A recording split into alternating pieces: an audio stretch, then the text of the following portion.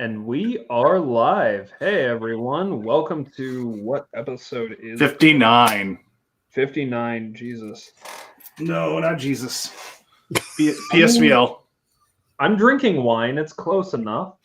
Yeah, but did you transubstantiate it yourself? No, I'm not a Catholic priest. Okay, fair enough. I'm a friar priest. We leave the wine as well. No, that's not true either. Anyway. Well, if you wave a sprig of like barley over it, that counts, right? We could My always case is just usually a- Dionysus, you know. He could do it for you. There you go. Yeah.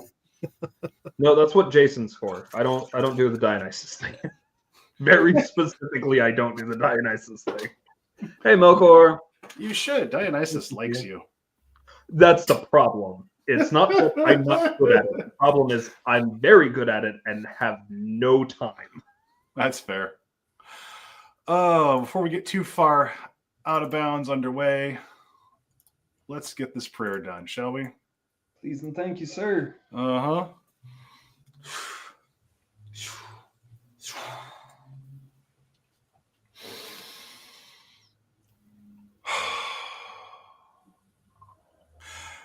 Hail to the sons and the daughters and the children of Niflheim.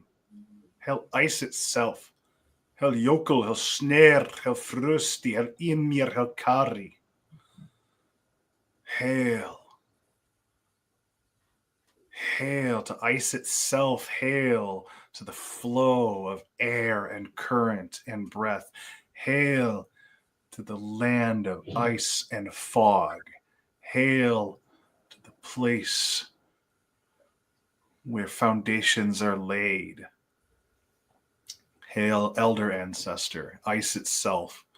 Please be gentle with us in this coming Yuletide, in this coming Saturnalia tide, in this coming dark of the year, in this veter. May we all be warm and healthy and well. Let's do how. All right. So, welcome, Dr. Sufenas Virius Lupus. Welcome to our show. Thank you for having me. It's wonderful to be here. It's wonderful to finally have you on. For those of you who do not know, can you give us a very, very brief introduction to you? No, that's impossible. I know. However, I am an Odinson. We like setting impossible tasks. Give us a much longer one instead then. Yeah. So, so my name is P. Sufenas Virius Lupus. I have other names that I've known by, but they're not important right now. I have been a polytheist for going on 33 years now. So the majority of my life, I started when I was 15. And I have been involved in lots of different things. I've been involved in Celtic Reconstructionism in various forms. At the moment, my practice in that regard is along the lines of Philodect, the role of the poet, and also Gentledect, which is very often translated in the 1800s and early 1900s when it appears in Irish texts as heathenry. And some people get this a little confused and go, oh, well, that means, and it's like, no, that's just, the word that they used for paganism. It comes literally from the word gentiles, in Latin, Gentiles, the nations. It's a direct borrowing into Irish from that. And it's described in a couple of texts, and it's pretty much what we're all trying to do. It's said rather pejoratively, but just like heathen, just like pagan, hey, this is the word they use. Let's take it back. Absolutely. So I've been doing that. I've been a devotee of Antinous since 2001. Co-founded, I should say, the two different groups. One of them still exists. The other one was kind of formally decommissioned and redefined by people who are still in it. And do that every day. Antinous is the deity that I can say with no irony whatsoever is responsible for my life. Probably has been for much longer than I knew. So that's fun. I can say that the majority of the modern books about Antinoan spirituality, pretty much all of them were written by me, because there's no book that I'm aware of that has dealt solely with that topic. He's been mentioned in a couple of other books very briefly that are, geared toward practitioners. But so that's a thing. Over the last few years, I've also been I hesitate to say exploring more, because there was no exploration. It's just, hey, you're doing this now. Divine marriage. I have various different spirit marriages apart from this one. But I've been in a divine marriage with the Greek goddess Thetis, or Thetis, or however you like to pronounce it, since 2020. Again, that relationship, unrecognized, had been there for a lot longer. It's been fun in so many different ways to explore that further, to find out what it's like. That's definitely something that of the of the checklist of modern pagan and polytheist activities, that one was like bottom of the list. Like, yeah, this is probably never going to happen to me. And it was just a matter of which deity was going to come along and say, hold my crater of wine, and prove me wrong on that. So there we go. So what I hear is you hit a late night Tumblr thread and you suddenly. I wish it was that simple. No, that never. It's never just, maybe that's something I should get involved with. I'm reading about this and it sounds interesting to me. It's always, full on theophany in all of their glory, and it's like, who the fuck was that? What the fuck was that? I'm assuming we're allowed to use profanity on this. We'd be a really shitty drinking show if we couldn't. Okay, yeah. Fair enough. I just wanted to make sure I wasn't breaking any taboos. So no, you're good. Nah, fuck it. Deities are fucking awesome. Hooray! Hey. So yeah. Speaking of which, what are you drinking? This is Diet Arizona green tea with ginseng. Nice. Because as much as I would love to join you all in a more, shall we say, festive spirit-based beverage, diabetes doesn't especially play well with alcohol, and kidney disease plays even less well with alcohol. So, yes, I had to kind of do another process of discernment because Shinto is also a part of my practice. And when you go to the Shinto shrine at the end of the ceremony, kind of their equivalent of reversal of offerings in Egyptian tradition, or prasad in Hindu tradition, is what they call naurai, which is sharing in some of the food offerings. And it was in the form of literally just a couple of drops of purified sake. And when the kidney disease came along, I had to kind of, have a conversation about, can I still do that? And they do say there are ways to do it without actually doing it. It would still involve actually pouring out the drops of sake, and so that was the one absolute exception. Was, yeah, for that you can do that. And I also found this last year, a family friend did, I'm not even sure what to call it, but a death with dignity sort of thing. Mm-hmm. And had lots of people over for it. And honestly, one of the most interesting events, full stop, I've ever been to in my life, because there was more joy and laughter and fun at that than there are many birthday parties and other types of parties I've ever been to. He very much died as he lived. And when the whiskey got poured for that, it was like, yeah, you're not getting out of this. So yeah, so I try not to overindulge, but I did have a shot of whiskey on that occasion, and was very soon singing Irish songs after that. So there you go, appropriately enough.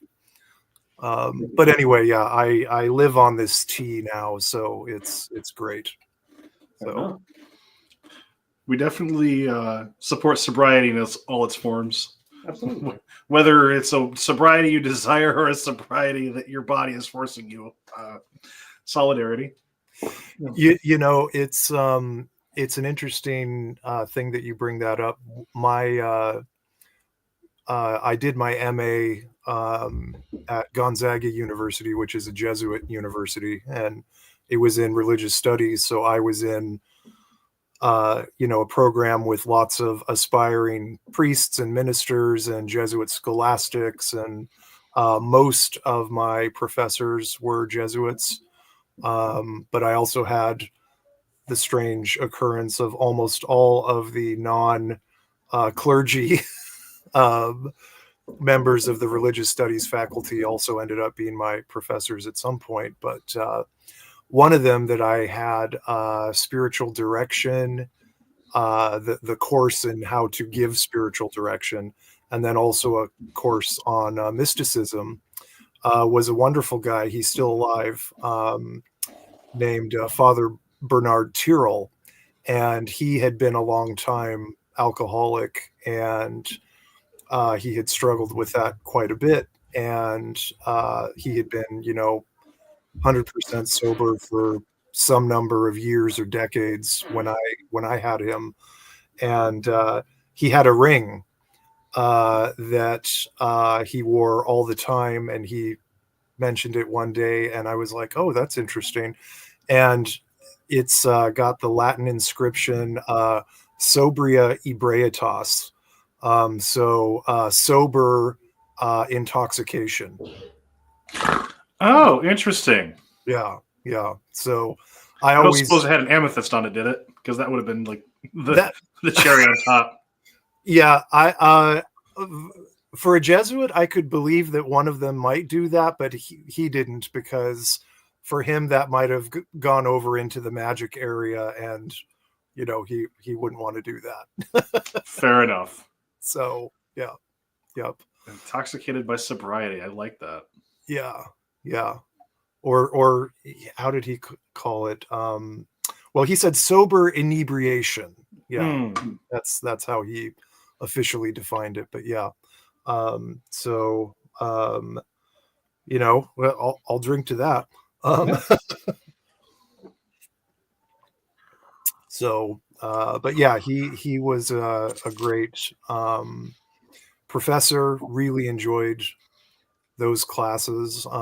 It was one of the few classes there where, even though I didn't loudly and proudly say, well, I'm a polytheist and anything like that, because the program didn't really know what to do with me, I could also talk about my experiences, and he was always really thankful when I did, and most of the other students are just like, and it was an interesting thing, that the one place where actual experience could be talked about seriously was those classes. Um, in theory, people are supposed to be doing spiritual practice of various other kinds.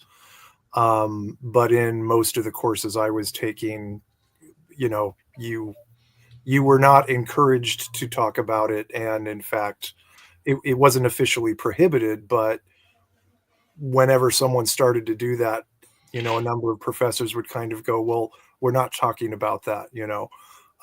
We need to study, this theologian or that lay minister who has written extensively about this topic or whatever, Right.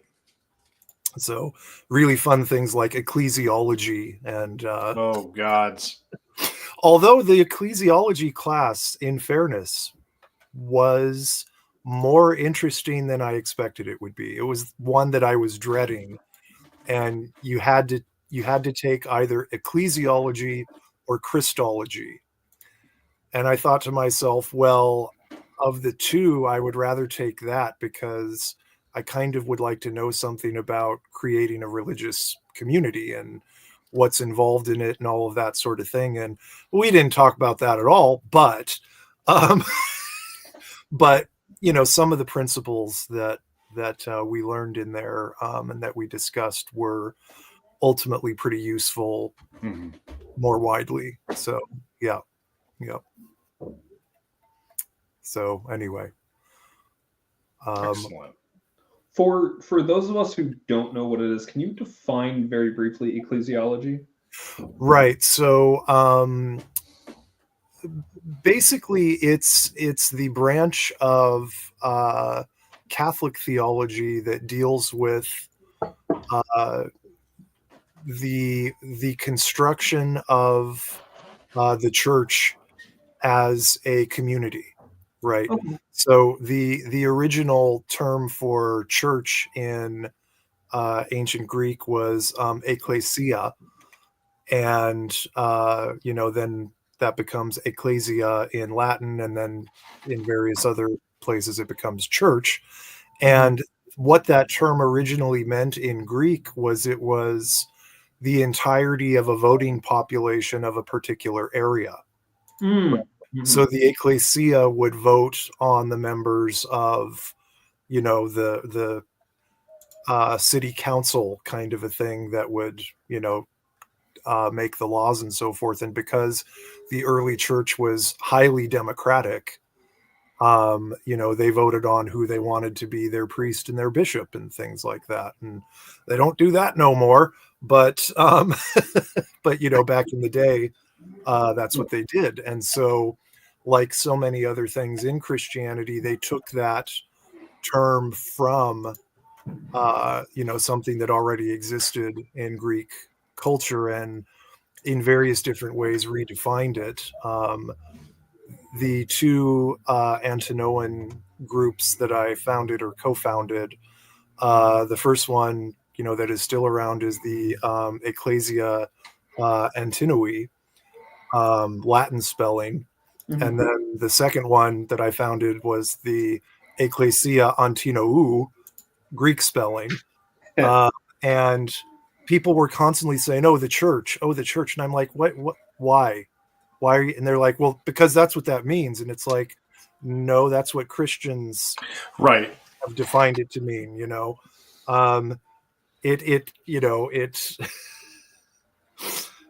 There was an aspect of this that was just like, how is this message being lost, that this is something that existed previously, and that this redefinition of it doesn't mean that that's what it means from now on, forever and ever. Amen. Christian hegemony is a bitch. Exactly. And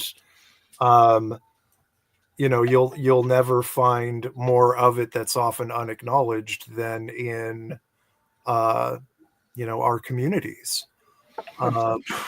And because of how it because of how it has influenced language, right? Yep.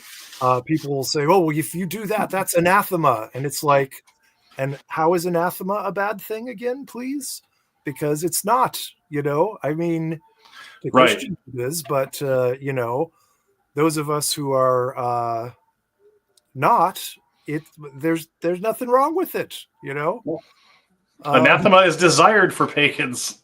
Yeah, exactly. If you're not doing anathema on a regular basis, at least if you're a Hellenic practitioner, I hate to say it, but you're doing it wrong. But then again, people don't know these old terminologies, really. They know what they've grown up with. Yeah. And people get really attached to, and the reason why is largely because of the way that our education system works, but people get really attached to definitions, right?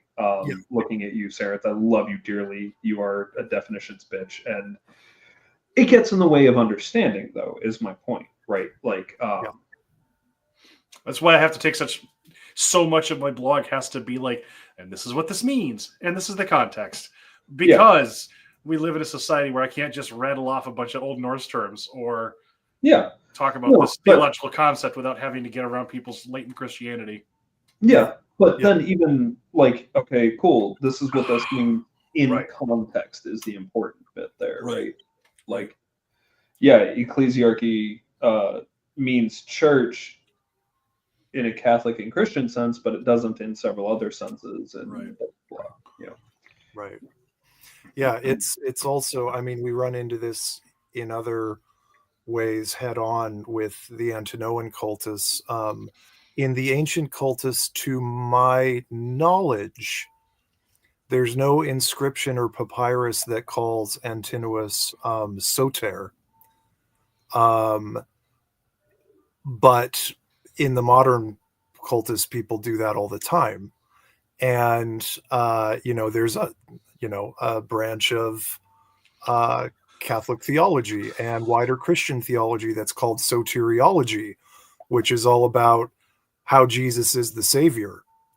But, to be a soter back in the day, it means Savior. It means somebody who makes your life better and your life better now, right? So if some Roman official during the Roman Republic built an aqueduct in Greece after he was on campaign there, they would herald that guy as, Claudius Soter or whatever, right? And, it's the way that we say it, these days of, when you lock your cell phone and your keys in the car and somebody comes along and lets you use their phone to call whoever you need to call, and you go, oh, you're my savior, right? You've made my life better in this moment right now. And when it was applied to deities, it's because they make your life better now. They can make your life better after, you've passed on from physical life too. But when the title is given, it's your life is better now. And, so any number of deities that are a major part of my life, including Antinous, including Thetis, are, soter, sotera, absolutely. Because without them, aspects of my life now wouldn't be possible. I would argue that my life itself wouldn't exist in some very direct ways. So, hail to them for that. Absolutely. Hail to them. So, so it gets all serious for a second and then we start, Hey, that's how it goes. Yeah, absolutely. I don't want to be a part of any religion where you have to be serious the whole damn time. That's just exhausting. Yeah, right. Not to mention I have a problem with any religion that asks me to check my brain at the door. Right.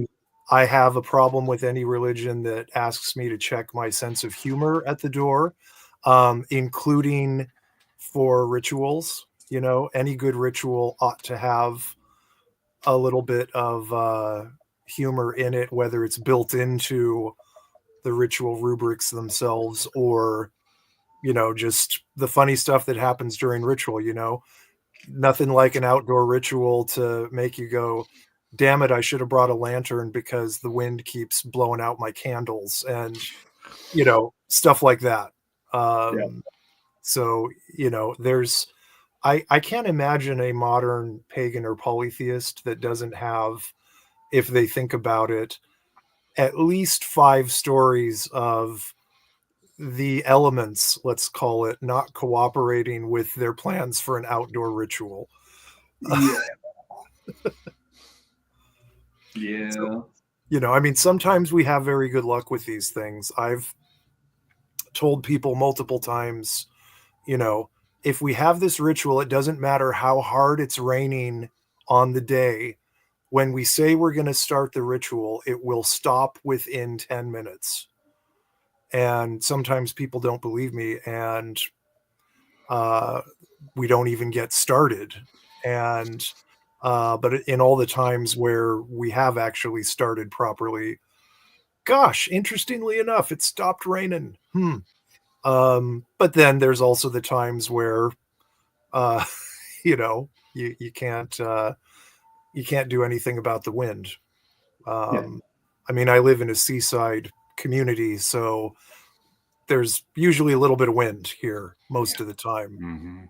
It was very bizarre the other day. We were driving around yesterday, actually, and there's been a lot of fog lately. And, we were down by the water, and it was so still. It was creepy. Oh my gosh.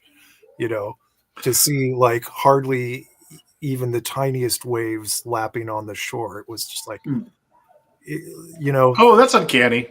Yeah, I was looking out there in the fog and everything, and I was thinking, all right, this is where Cthulhu pops up, and here, horsey. Yeah. Yeah, or who knows? Really quick. Play is important. One of the best rituals I went to involved finger painting one another with blessings. Yes. Ooh, more of this, wonderful. Please. Yeah. That's very exciting. Yeah. That's to use an Irish example.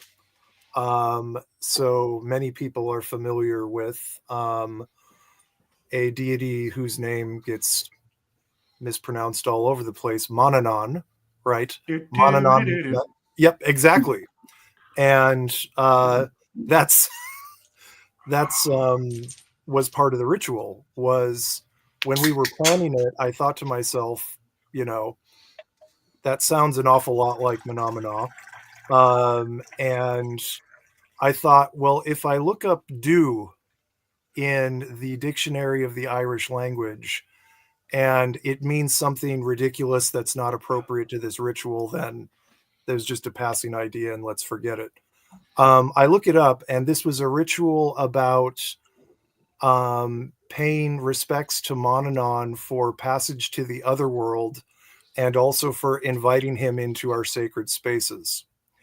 Do in Irish is the singular for what we usually see as the plural of din, or D-I-N-D, which is also pronounced din, which is the first element of the term dinhenicas, which means the lore of sacred and important places. And so literally, it was like, okay, let's call on Manannán in the vocative, with the vocative particle in the vocative case. So Avananon, right? And then our sacred places, doot, right? And several people in the ritual didn't know we were going to do this, and I explained it, but didn't, give the tune. I said, we're going to call on Manannán in the vocative, and then we're going to say du, which means sacred places. And they were all kind of looking at me confused. And then I said, Avanana, do, right? And a couple of them laughed and a bunch of them groaned and wouldn't even do one verse of it, you know?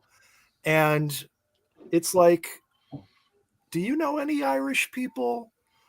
You know, I mean, come on. You know, it's one of the most humorous, in spite of every fucking horrible thing that's happened, cultures there is in the history of humanity. Important to laugh, right? So yeah, you know, several of those people I don't speak with anymore, but anyway. Like you do. Yeah. I mean, yes. I think that for me, the element of play is something I occasionally need to remind myself of, because I can't have like a stick up my ass half a mile wide. I mean, I know everybody who's watched this show is absolutely shocked. I'm astounded by this. You should be the stick. But I mean, that being said, like, even my stuff does have an element of play, even if it's just wry humor. Like, it can't be humorless, right? Because if you're going to encapsulate the sacred, it's got to encapsulate all the different forms that the circle that the sacred can take place within. Yeah. Well, and you know, an aspect of it for me as well is that you know, Antinous was a teenager when he died. Nobody loves bad, you know, rather off-color humor than teenagers, you know. And you know, and several of the other heroes and deities and so forth that I deal with were also children. And you know, children may not like obscene humor, but you know, there's nothing like a group of kids laughing, you know. Yeah. And the energy of that is something that I think is in many respects admirable as well as enviable. How often do any of us laugh like kids can laugh about the silliest things, you know? Nowhere near often enough. Yeah, you know. As we're sitting here talking, I'm struck by the thought that, you know, we're really lucky as polytheists because we have gods that are children, that are teenagers. Yep. We're lucky that we have gods that run the gamut of human experiences. Yep. Because like one of the things that really struck me was I listened to this person on TikTok, Mudang Jen, and she talks very frequently about the child gods that she helps take care of as part of her service. Yes. And part of that is like leaving out candy, making sure her kids have candy, being nice to her kids. You know, you've got some Mudang that take care of like generals and shit like that. And then you've got some that take care of grandmothers and children gods. And the gamut of human experience, not just being some old dude on a cloud. Yeah. Like, this is often conceptualized with the Christian God. You know, that length and breadth of experience to me is something that I really love about polytheism, and that our gods range age and gender, sexuality, and everything in between and beyond. Yeah. Well, and you know, this is this thing that they're the extremes of it, but you know, we're getting into the time of year where a lot of people have a baby Jesus on their front yard, right? Right. And yet the element of, you know, there's a couple songs and things like that that are Christmas carols or songs or what have you that kind of emphasize, you know, the baby Jesus, but there isn't the same thing that, you get in modern Hinduism and other indigenous and polytheist religious practices of actually taking care of, that icon of the baby as if it is an actual baby. Right. Yeah. So Yeah. I mean, it's and this is we wouldn't be able to get through a podcast with me without at least some book recommendations. One of the most interesting books that I have read, that's an academic book, is by Corinne Ondine Pache, Pache, and it's called, if I'm remembering correctly, Baby and Child Heroes in Ancient Greek Religion. Oh shit, that sounds interesting. Awesome. And it's got a chapter on several that I've been devoted to for a while. It's got one on Palamon, which is interestingly a deity that's depicted on the Capitol Rotunda in Washington, D.C., in his Roman form as Portunus. He's basically a little mer boy, Dionysus's cousin that got drowned when him and his mother were protecting Dionysus. And then another one that people may know from the Eleusinian mysteries that's a lot more important than people often give credit for is Demophoon, who was the child that Demeter was in the coals. Yep. Right. And putting in the fire to burn away his mortal flesh. And he was a hero at Eleusis. I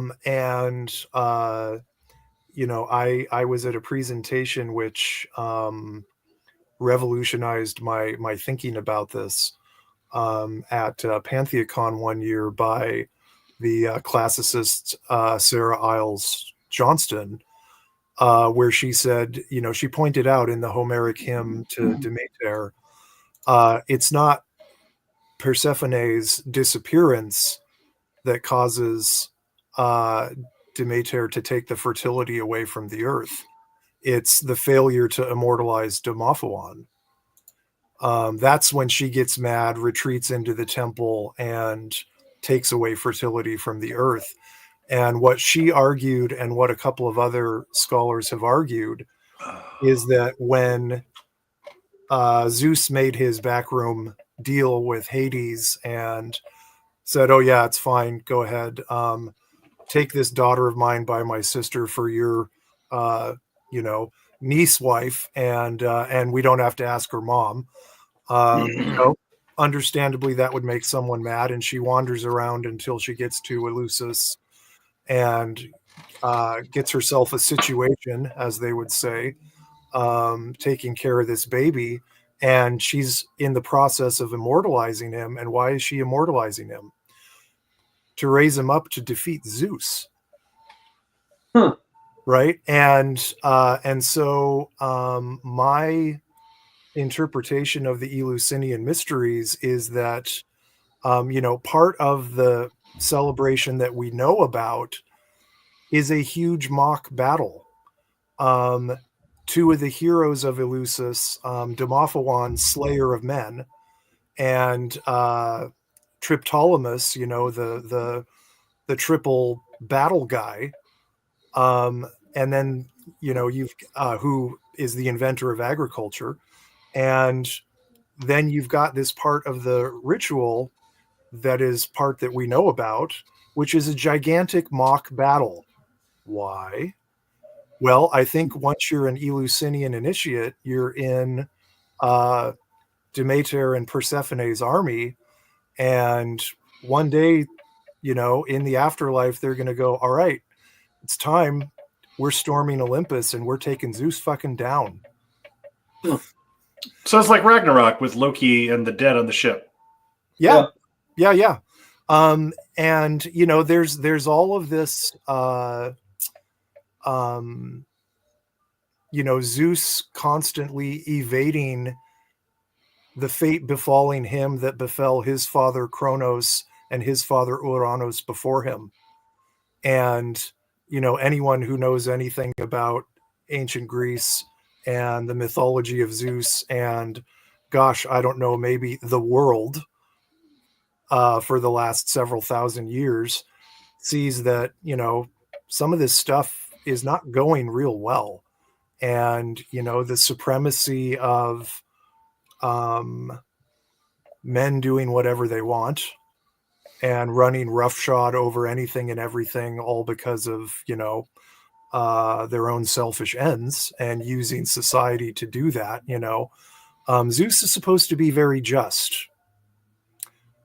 How is this squared with the mythology? Not that the mythology and the deity are 100% the same, but this mythology exists and should be taken seriously. So, there's eschatology all over ancient Greek myth, if you know where to look. And bring it back around again. This is one of the things that getting all of that pretty laid out in my own understanding, I think was one of the precursors for Thetis finally coming in and going, okay, guess what? Been lurking around the edges for all of these years.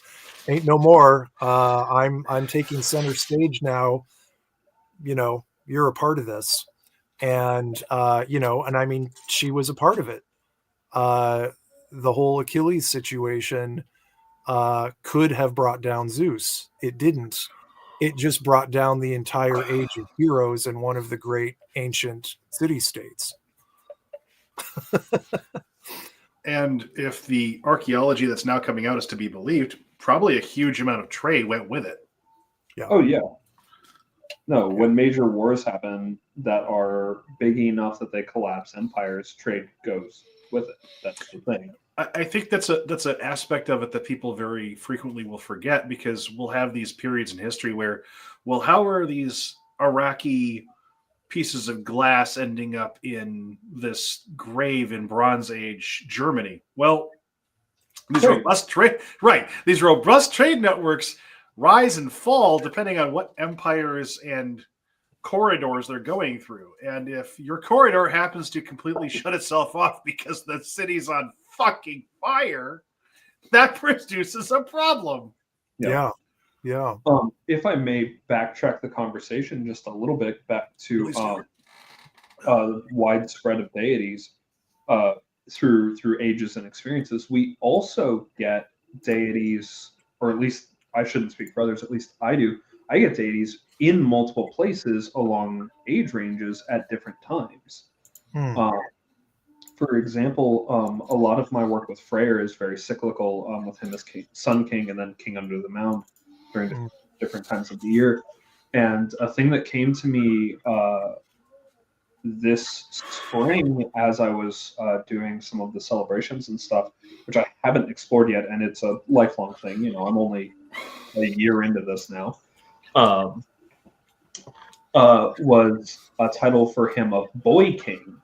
And I was like, that doesn't make any sense because I don't get him. And then I was like, that doesn't make sense. And then I immediately got a vision of him basically as that. I was like, oh, this does make sense. I just don't understand it yet. Yeah, to me that strikes me as Freyr getting the tooth gift of Elfheim. I hadn't thought of that. Thanks for that. Yeah, you're welcome. I have there's lots of devotional art out there, and not devotional art, but art that exists nonetheless, and people use it for devotional purposes. Right. And in most depictions of Freyr that I've seen, he's bearded. But in my experience, he's always beardless. Yeah, actually, now that you pointed out, I always get him clean shaven. Oh, that's interesting. I usually get him bearded, but I think he's older when he talks with me. Right. Even when he's older for me, I get him clean shaven. Interesting. I wonder what that means to you.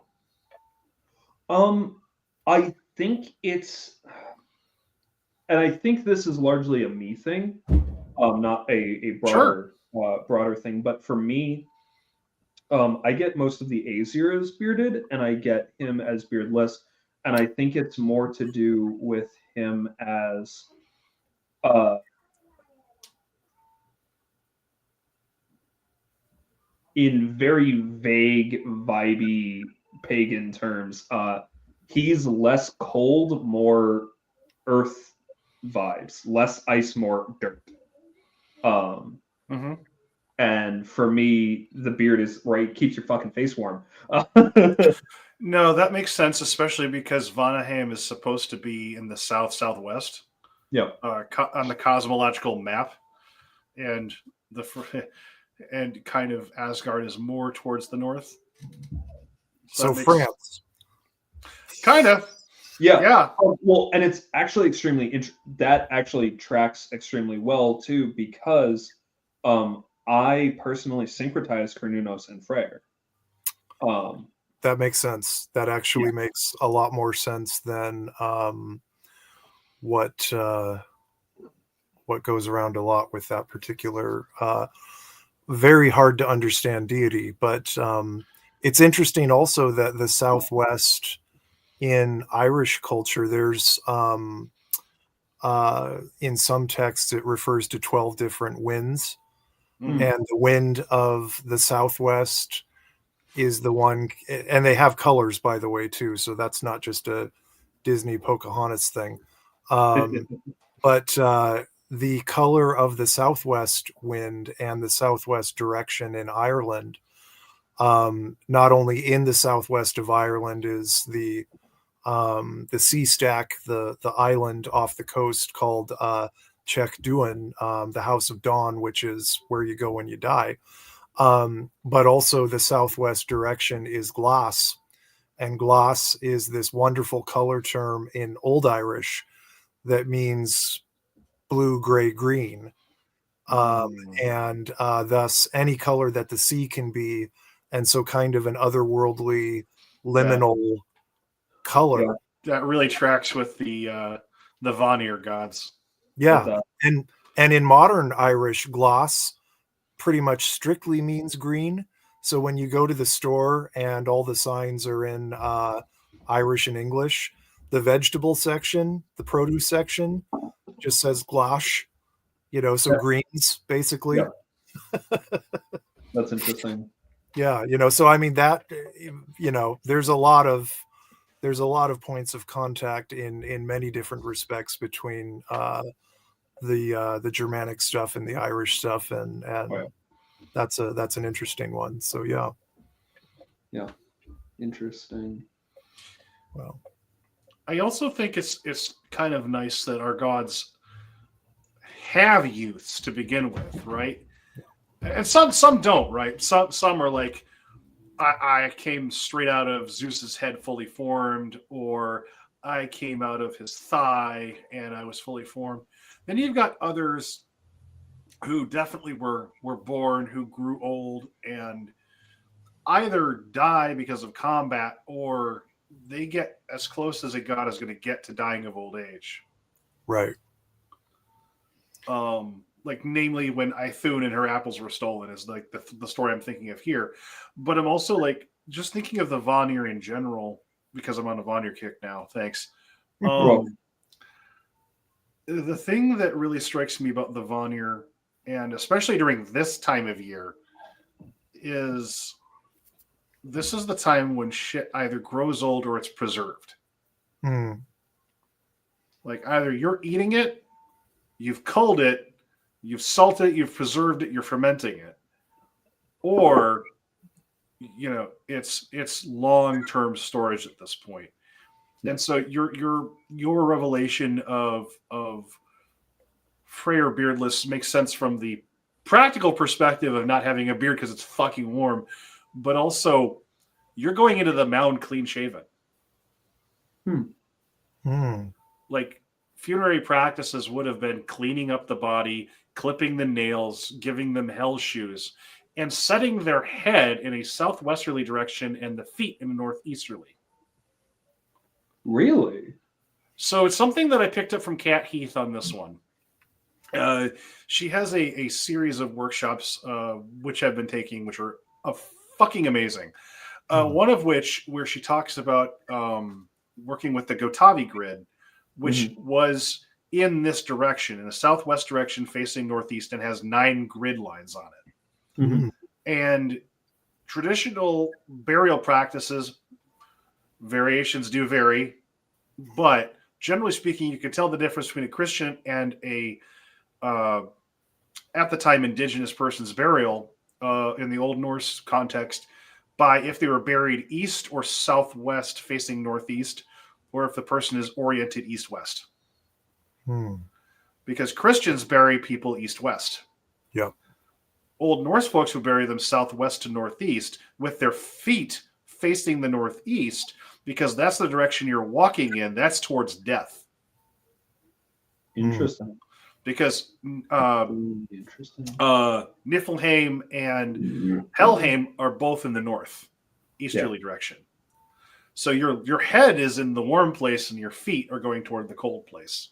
And I just have to ask this: what exactly makes a hell shoe a hell shoe? They're fresh shoes that are given to the corpse. Okay. So that you can walk the hell road to Helheim. Yeah. Right. Okay. I was hoping that, there would be a little symbol on the side, like Nike. No, not quite. No. Actually, what's really neat is this also connects with the Vidar, the killer of Fenris at Ragnarok, because all of the trimmings from the shoes and all the various leather products would go to him and would form his boot that he then stomps on Freyr's face with. Yeah. Freyr or Fenrir? Sorry, Fenrir. Yeah. I was going to say, what's he doing stomping Freyr's face? No one should do that. Practice! Wrong guy. Shit! Yeah. I shaved for this.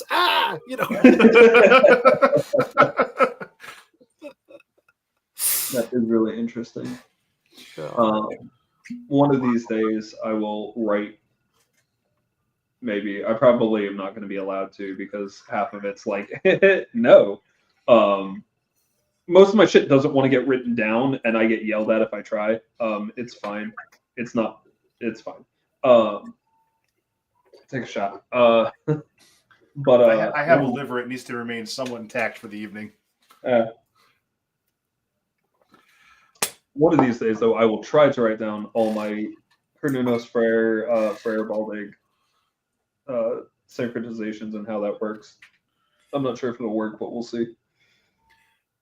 Freyr is one of the few Norse deities that I have a statue of in my shrine, and it's not it's not one of the traditional images. It was a horned god image. He's got antlers, and is young, is beardless. And I saw it, in this particular place one day. Lovely store in Seattle called Gargoyles. Nice. And I did some divination and went, yep, this is your Freyr. So yeah, so one day, when I have a bigger room to use for the shrine, it will have a proper Norse section, Norse and Germanic section. But at the moment, unfortunately, we don't have that. But there's a lot of other stuff in there, though. Isn't that always the case? I just need a little bit bigger shrine room. It's kind of like a kitchen. I just need a little more space. It's like like my book collection. I need more bookshelves. This would be a really bad idea, and yet I must say it. Going to all of our polytheist friends who have dedicated shrine spaces, measuring the square footage and the number of deities, so we could say deities per square foot. I love it. We should do it. Yeah. DPSQ or DPSF. Yeah, DPSF, deities per square foot. DPSQF maybe even. Yeah. DPSQF. I like it. We're gonna start that as a pagan measuring stick. Yeah, but what's your DPSQF? Yeah. Now you gotta get those numbers up. Yeah. Oh, brah, do you even devote?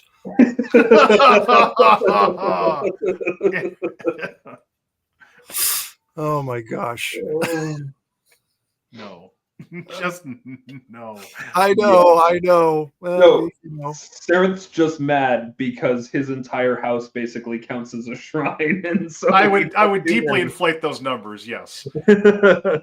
Well, but that could be a problem because even if you have, let's say, 200 deities that you honor regularly or that have representation visually or materially in your practice, if the entire house is counted, then you're doing that per, the full square footage that's of a your good house. point. I'm actually pushing down the average.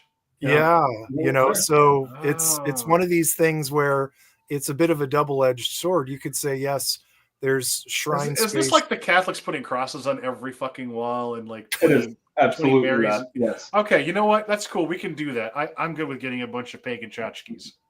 Yeah. My partners might kill me, but Oh yeah, no, I'm fully waiting for Emily to just next time they see me to just beat me over the head for this. What did you do? Why did you tell him to do that? Yeah. You gave them permission to buy more shrines. Yeah. I did. Well, and as I was saying it, I was thinking, oh no, this is going to be the bit that is, cut and taken out of context for memeability, and it's going to be the next big hit on. Honestly, if they haven't cut and clipped pictures and video of me completely shit-faced and just spouting nonsense on this show, at this point, they've gotten themselves enough of a gold mine. Good luck to you. Yeah. No kidding. I can't wait to see the comments on this. As Melkor says, someday, famous last words.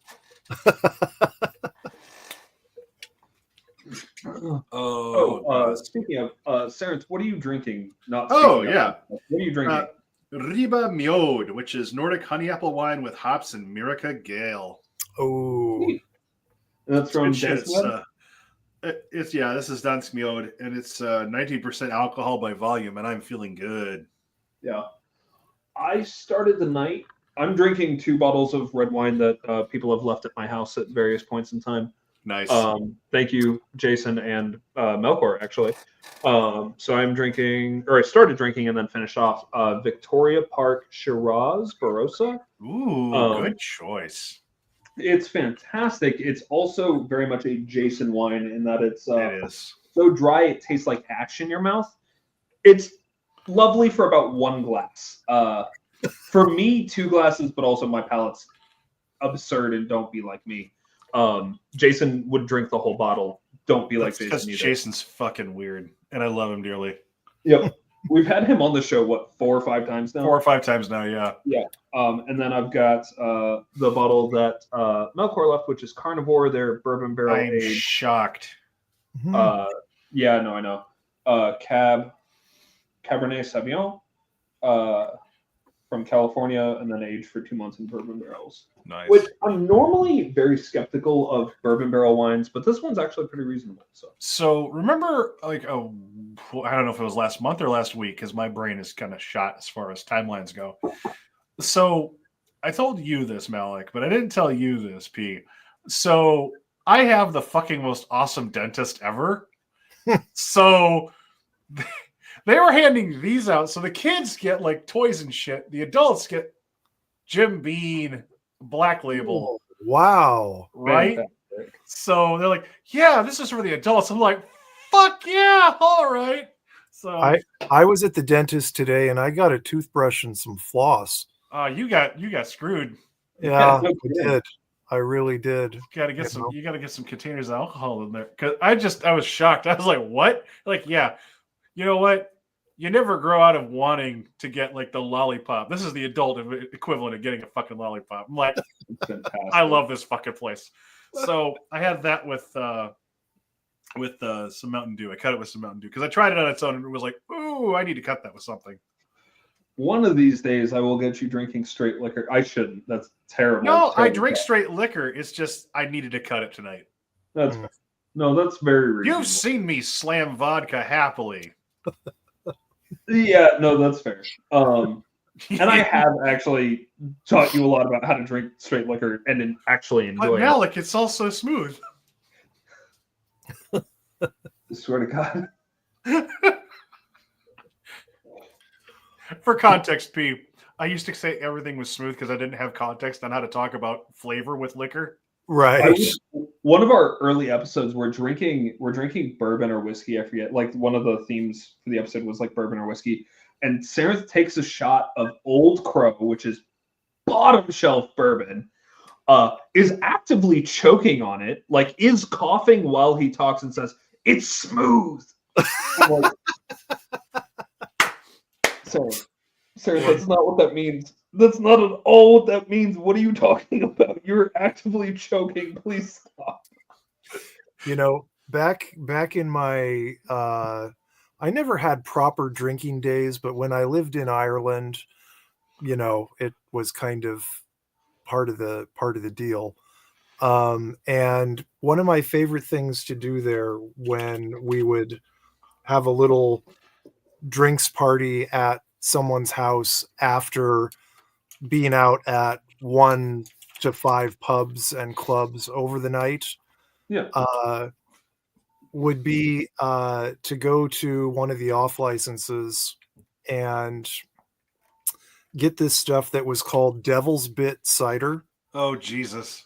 And Devil's Bit cider comes in a brown 2-liter bottle, plastic bottle.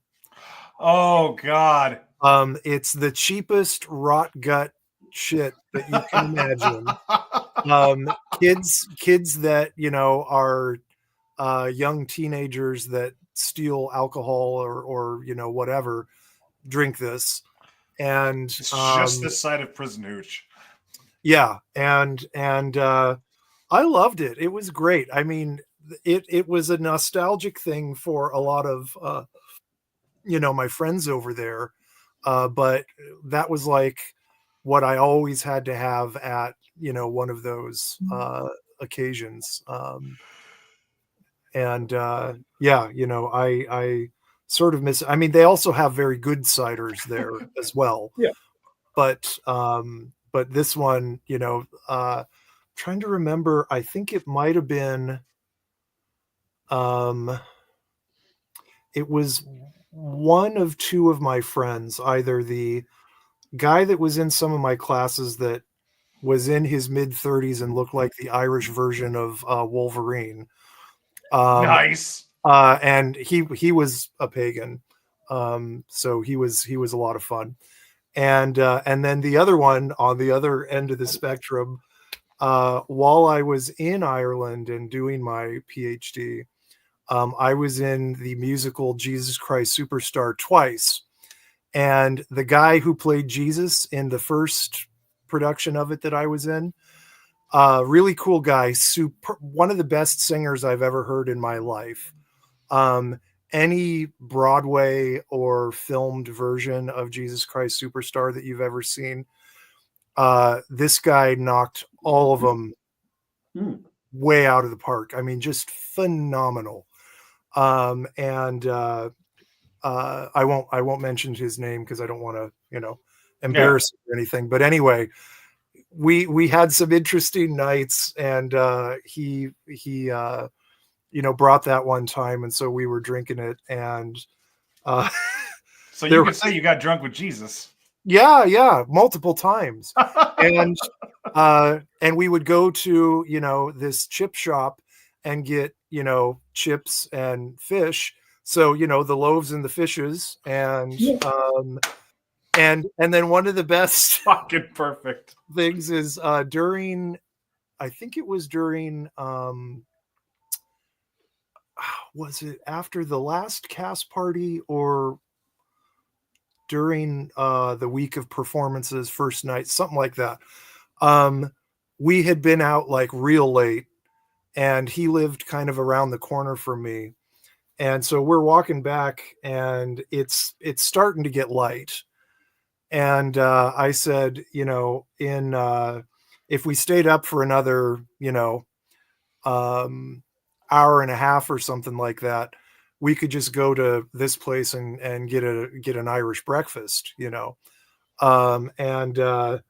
he said, yeah, that sounds good to me. But I'm really tired. I need to get some sleep. And I said, yeah, I think I would definitely need a nap. I don't think I can stay awake for the hour and a half. And so I said, I will set my alarm and I will text you. And so I woke up and I started to text him to say, I just can't do it. And I fell asleep while I was texting, and I managed to send the text. And then I saw him later in the day, and he's like, what's the story with this text? And he showed it to me, and the last part of the text was HHH period.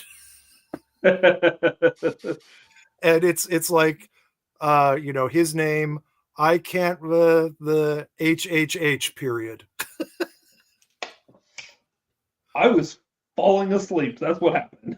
Yeah. Mhm. And yeah, so it was pretty, and it turned out he didn't even get that text in the morning because he slept through it. So Nice. Like But- you do. yeah, one of many stories of just unbelievable, just absolute nonsense that happened over there, on of a night drinking, PhD students getting themselves into a trouble with a night of drinking. I'm shocked. yeah. Rock, we know nothing about this. Yeah, No. I mean, we never got in trouble with authorities of any type. Sure. A few bouncers didn't particularly like us or let us into the clubs that they were overseeing, when it was the fifth one on the list. But Oh, that's fair. Okay.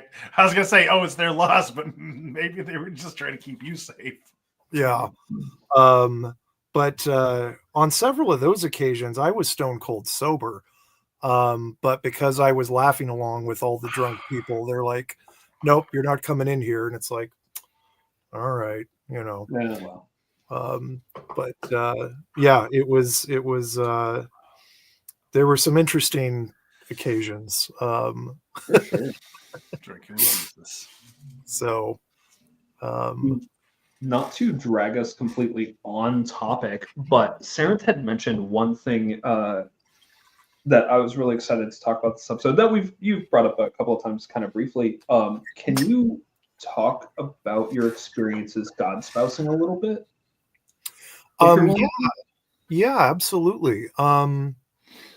Well, geez, it's such a huge topic. What do you have a specific question or? Kind of everything. I'm a God spouse myself. So I'm God spouse to Hunger Botha. So I'm broadly interested in everything all the time because, frankly, in my experience, and I say this cautiously, I have found a lot of the God spouse spaces do not have the level of discernment and seriousness that I want in my religious spaces. Right. But Maleck, every impulse you have could possibly have is definitely a sign. And that's the thing is like it's a tricky road because like there are people who would absolutely look at me like I'm insane because I'm God's spouse. You're a crazy person. No, I've put a lot of discernment into that, and not to say that like everyone needs to have the level of discernment that I have. I'm kind of neurotic about it, But also, I do think it is important to some degree. And that's not to say that I think that those people's experiences are invalid. I don't. It's that it doesn't vibe with me. Does that make sense? Yeah. It's one of these things where some of my early interactions with people who were in the process of becoming God spouses, I just severely disagreed with aspects of the way they were going about it. And, this one individual, was doing all this stuff to plan out their actual ceremony. And then, they said, oh, they had this experience, and it's like, so it's done. And I said, this is an Irish deity that you're dealing with?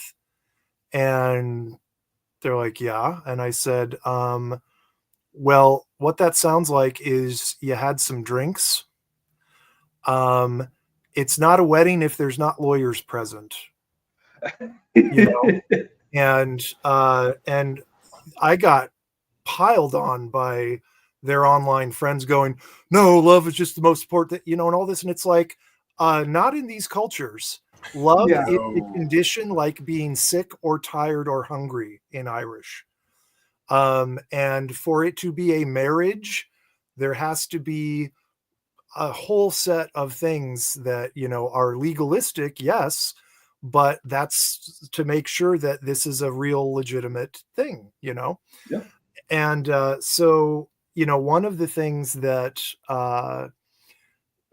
going into this, once I figured out, okay, that thing that just happened is indicating that this is this type of relationship. Okay.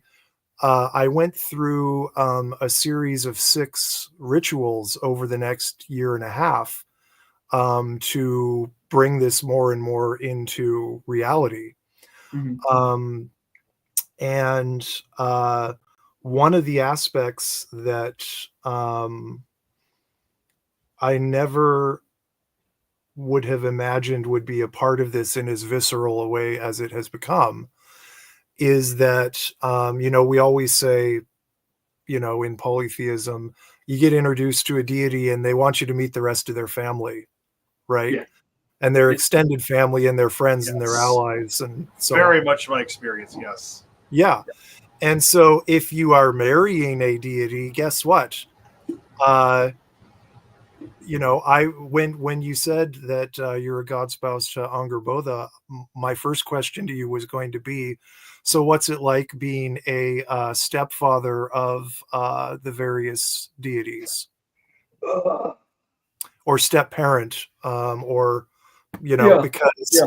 the first ritual out of all of them, and some people who believe that this is all psychological and so on might point out that the fact that the first ritual of the 6 that I did, you could view it as arising from the fact that I'm a child of divorce. This time of year, as my older brother, who's my only full sibling, said to the waitress the weekend before Thanksgiving, when she said, what are your plans for Thanksgiving? He said, oh, the usual divorce Thanksgiving. We go to, lunch at one parent's house and dinner at the other parent's house and, that sort of thing. The first ritual was basically getting right with Achilles and demonstrating to Achilles that I was serious. And the way that I had to demonstrate to Achilles that I was serious was to get cut and draw some blood, and not by me. Someone else had to cut me.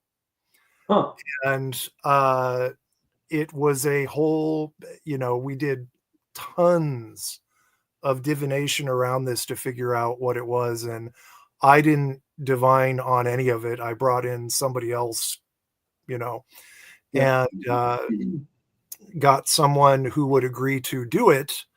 But that particular individual was also very aware of the fact that there's a penalty for cutting me. and in my role in various different ways. And so, and then the problem on the day, you know, we got a gigantic combat knife that is sharp as fuck. And the idea was to make a cut right here above my ring finger. And then we generated some sacred ash out of papyrus that we had written hymns on, or that I had written hymns on for Thetis and the various other deities and heroes that we were honoring on this occasion. We, you know, built a fire in a pot on this beach where this was all taking place. That was fucking hard. And I had brought rubbing alcohol with me to clean it off beforehand. And it was like, you know, I think we're going to have to put some of this alcohol all over the papyrus as an accelerant, because this is hard. Not working. Yeah, you know, so we got our ash eventually. And then, you know, was like, okay, it's time for the cutting, do this. And she did it once, and it was like, oh, I really felt that shit. And then I look and no blood. And she goes, okay, what do you want me to do? And I said, do it again. Go for it. Go as hard as you can. And she did. Second time, no blood. Little bit of a scratch, but no blood. And she said, I can only do it one more time. And I went, you know, do your worst. And she did. And we managed to get a tiny bit of blood. And, you know, then we put the sacred ash in and then covered it up. And I was expecting to have a beautiful scar there, you know, and have it look kind of like a prison tattoo. Well, a couple of days later, when I took it off, nothing. Yeah. Absolutely nothing. And, you know, you can't even tell. Something unmarred something. Say again? I said something Irish, something unmarred people. Right. Yeah. Well, and then this is the thing, is it's like, okay, did I just prove to Achilles that I'm as invulnerable as he is? Probably for his part. You know, and it was like, okay, so that's a thing that happened. Then, you know, so that was a really cool ritual. The third ritual was to reenact the wooing of Thetis that Peleus did. And in order to reenact that, I had to wrestle an actual human in the water.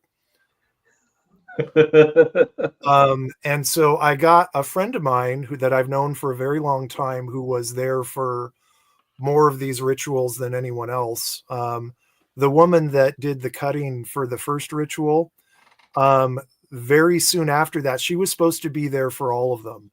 Very soon after that, she found out she was pregnant. Oh shit! You know, congratulations to her.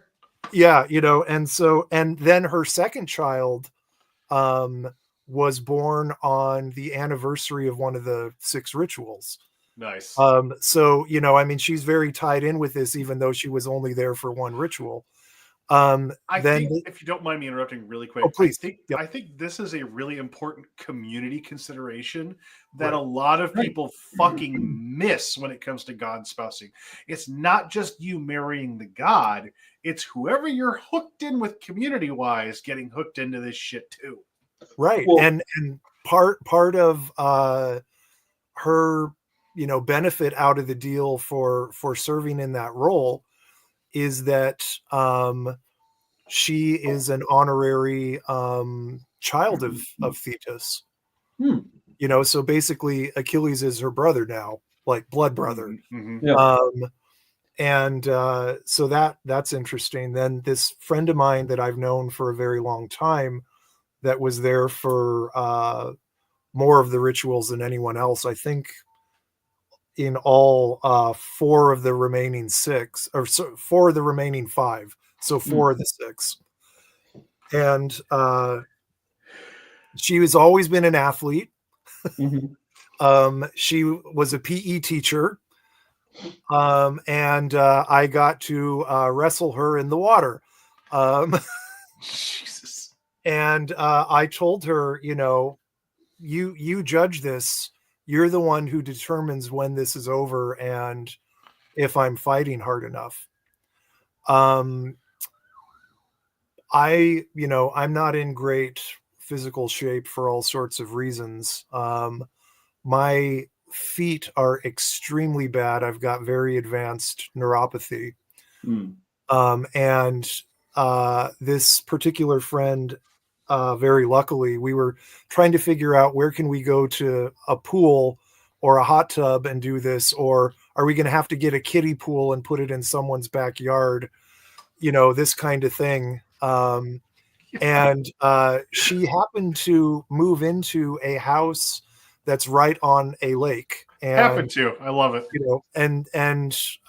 So she's renting the basement of this house, and it's like, her bedroom door is 50 feet from this lake. So, okay, we're gonna do this here. And to walk down to the lake, there was kind of a stepped gravel path. I should have planned it better and like had shoes and then take the shoes off at the bottom of but no. I was just in my socks and I walked on these rocks, and a lot of my feet are numb. A huge portion of my foot is just numb and can't feel a thing. But the soles of my feet still measure any, I can step on a penny and feel it. And it's very uncomfortable. So I'm walking down there, and then after we do this wrestling thing, I've been standing in the water for a while. It was pretty cold. This was in April, so Jesus. not particularly warm out yet. But after I finished that official part of the ritual, I felt like stronger than I've ever felt in my entire life. And this is how stupid that mindset can be. My immediate thought was, I could punch through a garbage truck. Oh, Jesus. And and it's like, where the hell is that coming from? And then the interesting part was that then walking back up the path, I couldn't feel a thing. And I actually went up the path at a fair clip, which, running or walking fast is for when people are chasing you with knives. And we had already done that, several months before. But anyway, right. So I mean, aspects of this just blew me away in terms of what happened. And the way that my practice has been fundamentally changed since this began on May 30th of 2020. I never would have imagined that it would be as comprehensive as it is. And it's definitely the truth. it's a part of my everyday life now. And the weird part that I never expected is that part of it is, why do deities marry mortals to get to the other side? No, to help us get to the other side. Degree. Yeah. But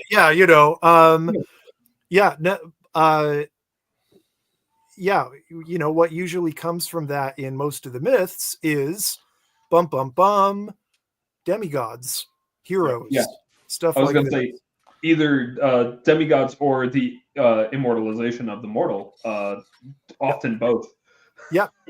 Yeah. And so, the second one remains to be seen. We'll hope for the best. But and there's still a lot of work to do in that area. But the ritual number 5 was the birth of our child. And ritual number 6 was the death of our child. I'm so sorry. But Congratulations, and I'm so sorry. yeah, and but bonus, death isn't a big deal for deities, but it still fucking sucks. Yeah. That this wonderful, delightful, beautiful child has to die every fucking year. It's God, I never thought about it from that angle. I mean, it's it's heartbreaking. Yeah. But it's also there. It's hard to explain. There's nothing more delightful than after midnight on that day of the anniversary of the death, to then look at the child's iconography again and see that smile, and have it be, hey, it's all right, I'm still here. Yeah. I mean, it's just, yeah, it's absolutely beautiful. And I never would have imagined how extremely attached and important this would be. In many ways, I mean, I probably true of physical parentage as well, I would think, but I don't know for sure. That no matter how wonderful and beautiful and loving and close your relationship is with your spouse, you're automatically closer to your kids, because they're literally made up of bits of you. I think so. Speaking as a parent, Yep. it's a different kind of love, and I love that the Greeks had multiple words for love, like agape, familias, and all that. Yeah. Because it's true. Like, the love that I feel for my child is fundamentally different than the love I feel for my spouse. Yeah. The love that I feel for humanity. These are different things that I feel. Yeah. I don't feel the same because they're not the same. Yeah, exactly. Strangely enough, in polytheism, we account for these differences. Weird. Wild. Yeah. Maleck, you were going to say something. I'm sorry. No, you're fine. I was going to say, I completely understand that. Not related directly to the God spouse thing, but my yearly cycle for Freyr involves at the autumnal equinox, he is sacrificed. It's the John Barleycorn, right? It's the same thing. And I go somewhat mad during that ritual, right? Because I watch my father die. Yeah. And that is difficult. I would hope so. Yeah. And as I explore the mysteries of that more, it will become in some ways easier through repetition, but also increasingly difficult as you experience it more and more viscerally, right? Yeah. That is, in many respects, it makes sense that it's taken this long for me to get into this relationship with Thetis, because, from 2001, no, hang on, 2001, 2002, yeah, 2002 to 2020, I was doing the death of Antinous every year. And then eventually these other child heroes and deities that also died. And Sarenth, you know this, Polydeukion. Is there, I mean, one of the devotional poems that I wrote him said, I'm never going to have my own kids, and I feel more like, a parental attachment to him than to any other, hero or deity or whatever that I had. And you wrote that at least 4 years before Thetis was even a thought in your mind. Yeah, well, I mean, she was there. It's just it wasn't not like that, And actually, that one was 10 years before. Oh shit, you're right. Yeah, so I mean, it was ages. Yeah, this is at least 2014. Yeah. Apologies, Maleck. You're fine. PSVL and I go way back, and sometimes it's a little bit of a mind fuck to realize just how far back that is. Because it feels like you and I have known each other for time out of mind, and then it's like, do not cite the deep magic to me, which I was there when it was made. And it's like, fuck, all right. Sorry, I'm a little bit in my cups, but you're fine. Something I wanted to backtrack to a little bit was the interesting interaction between folks who relate to gods who are the same god, but they're at the different levels of relationship. Maybe levels isn't quite the correct terminology here, because it's not like I'm level 1 and you're level 10. You're fucking my foster there's mother. Nothing wrong with D&D, but No, nothing wrong with D&D. But like I joke very frequently with Maleck, doing your mom, doing your mom. Because I love watching them just like lose their fucking shit because it's funny. But like Angerbotha is my foster mother, which technically makes Maleck my foster father, which is really fucking funny and interesting. Yeah. Because I have been a pagan longer than Maleck has, but I've also been a heathen longer than Maleck has. But Maleck has this very tight, deep relationship with Angerbotha. And it's very interesting how when they were developing this relationship, how some of the dynamics were shifting in how we related to each other, because they became much more authoritative in how they spoke to me. It was a very subtle change over time, but it was very funny to watch. Not funny, haha, but like, neat. I'm going to track that for later. This is information that will help us out with other people. It's really funny that you noticed that, because I didn't notice it until almost a year in that I was like, oh shit, that's a thing. I know, it's fucking great. And I didn't even mean to do it, right? That wasn't even like, haha, like, no. No, but you there were a couple of times where you just snapped to it. I said, yes, sir. And you were really shocked. And I'm like,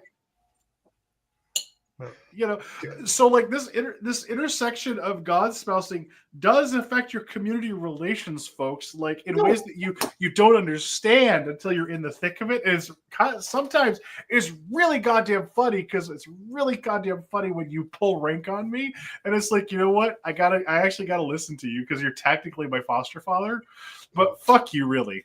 Yeah, no, absolutely never fucking listen to me except for when it's important. Right, no, legit. Point.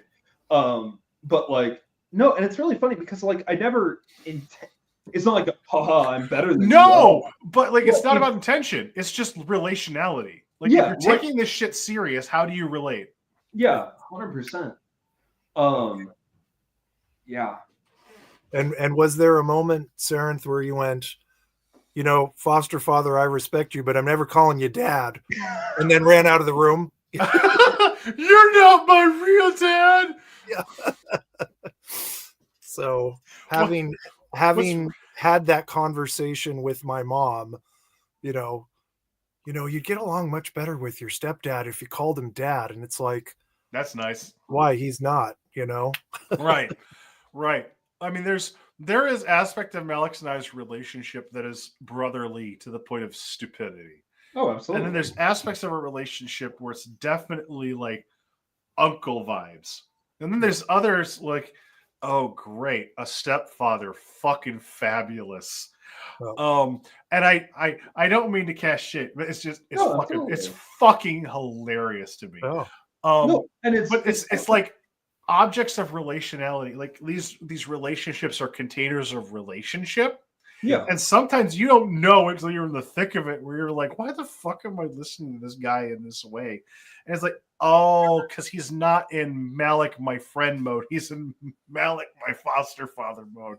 Yeah. Understood. Neat. Okay. Yeah, it's this is Maleck, spouse of Angerbotha. I'm just okay. Which is very weird and funny to me. It's not as common. It's not as common as people might think it is, but when it does happen, it's really noticeable and it's fucking funny because it's a physical transformation.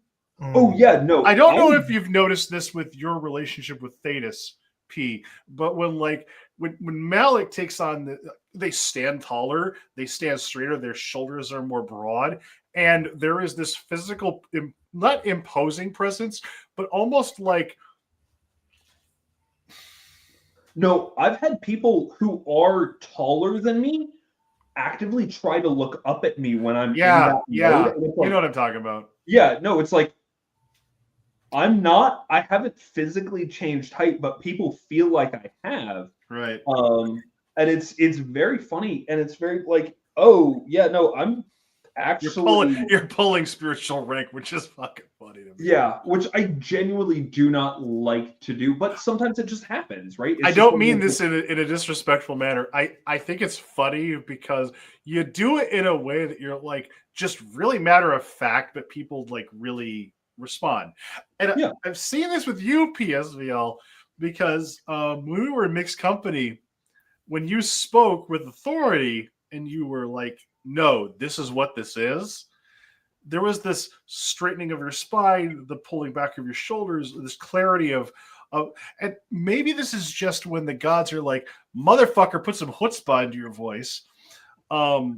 Maybe it's just like what happens when the gods are like, you're gonna fucking speak truth and you're gonna do it whether you like it or not.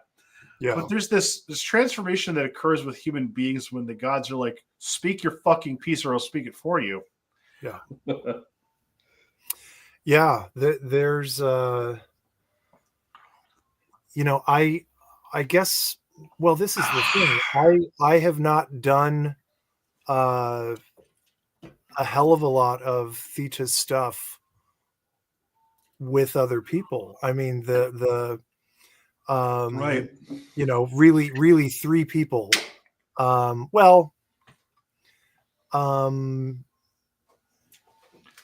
I guess technically 5, but one of them died.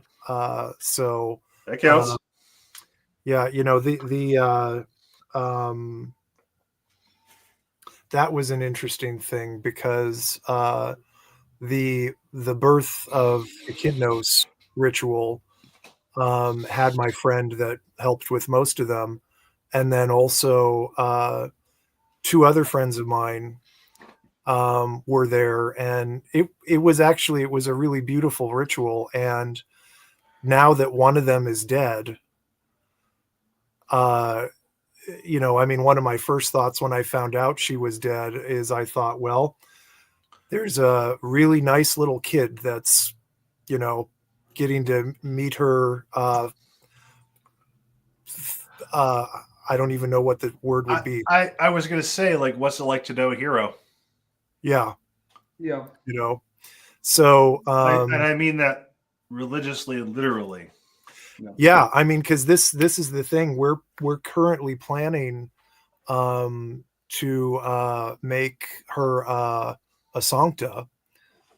And the final say on that was absolutely yes, you should do this. However, her partner needs to be the one with the final say.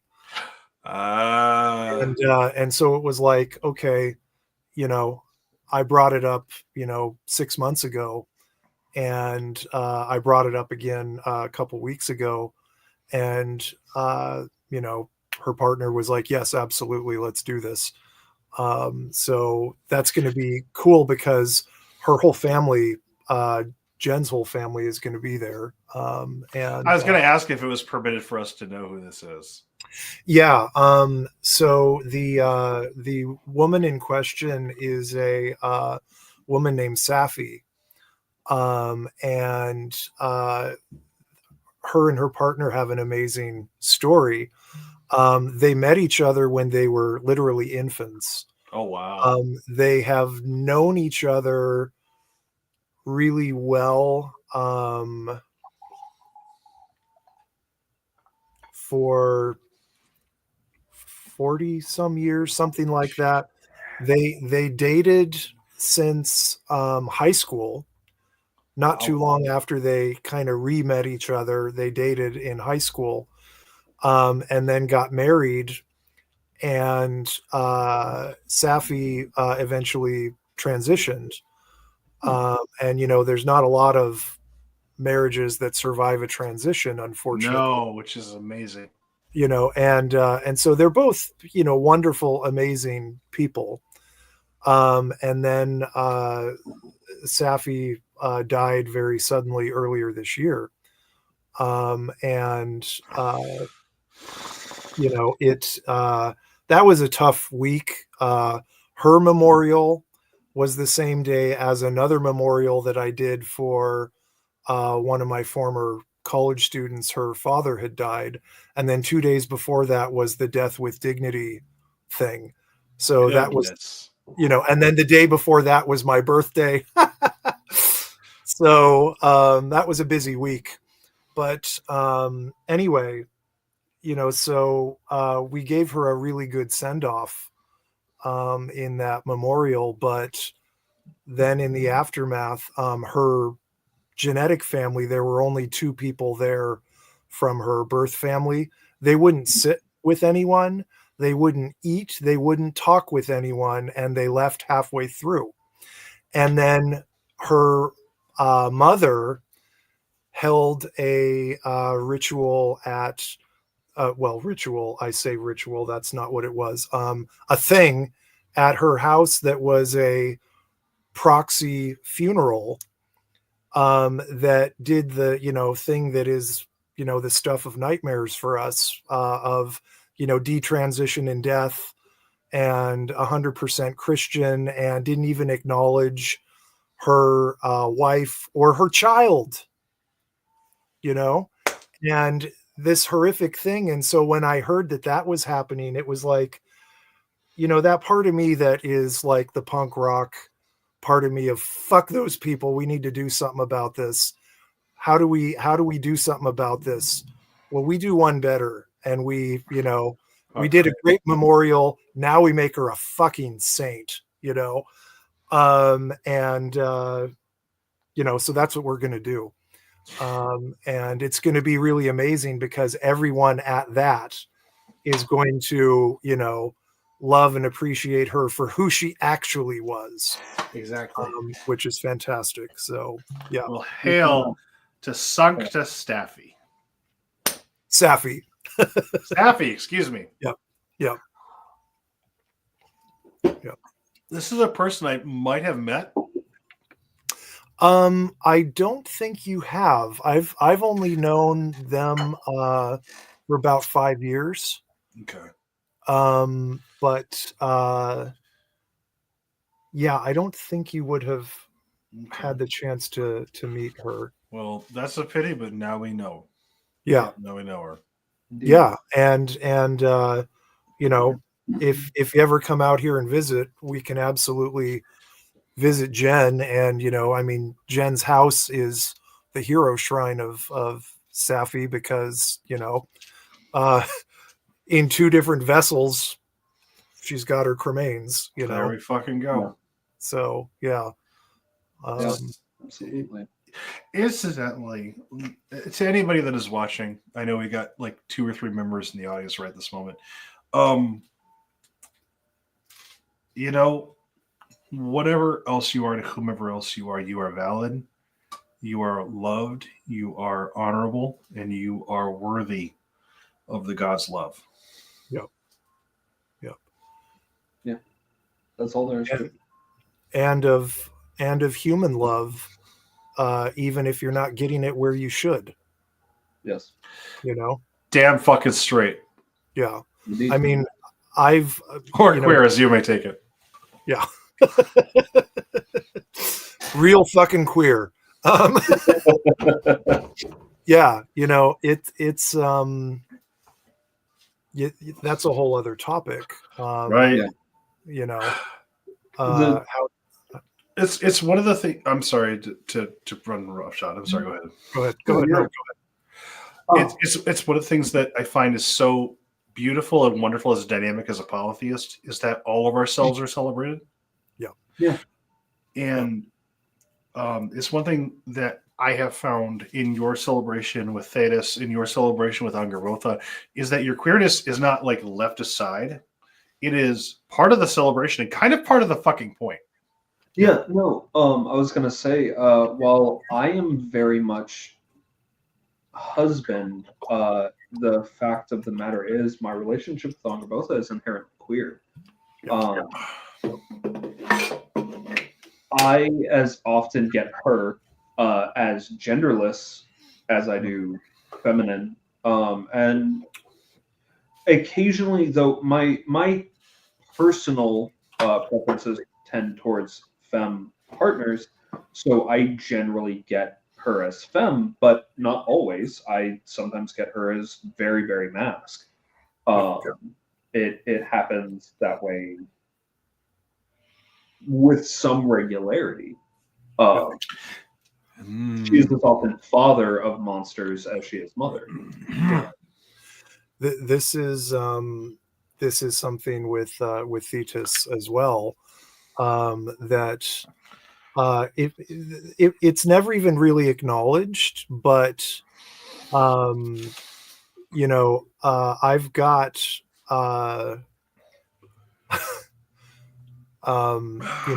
with her 16 or 14. Let me count just a second.